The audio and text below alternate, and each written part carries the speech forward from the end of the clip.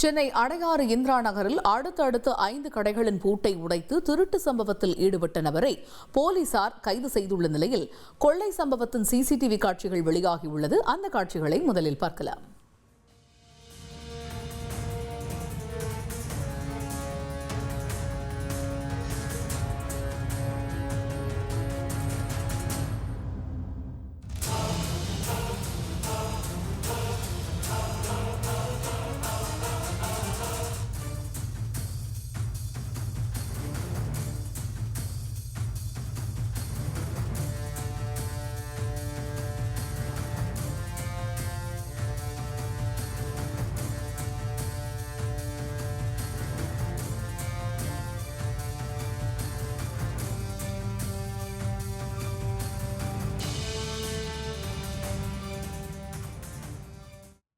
இதுகுறித்த கூடுதல் தகவலை செய்தியாளர் கசாலி வழங்கிட கேட்கலாம். கசாலி, இப்படி அடுத்தடுத்த 5 கடைகளில் கொள்ளையர்கள் கைவரிசை காட்டியிருக்கிறார்கள். இவர்கள் யார் என்பது தெரிய வந்து விட்டதா?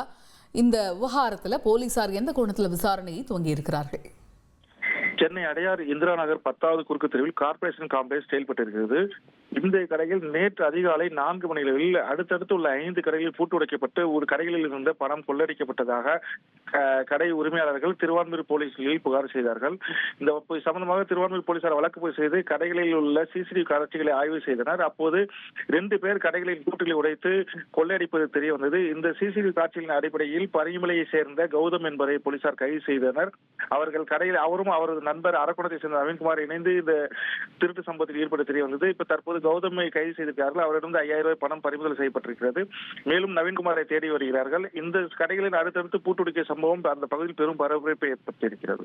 தகவல்களுக்கு நன்றி கசாலி. இனி செல்லும் இடமெல்லாம் செய்தி. தந்தி டிவியின் வாட்ஸ்அப் சேனலை ஃபாலோ பண்ணினா செல்ல இருக்கும் இடமெல்லாம் செய்தி. இதோ QR கோட் இப்பவே ஸ்கேன் பண்ணுங்க, ஃபாலோ பண்ணுங்க.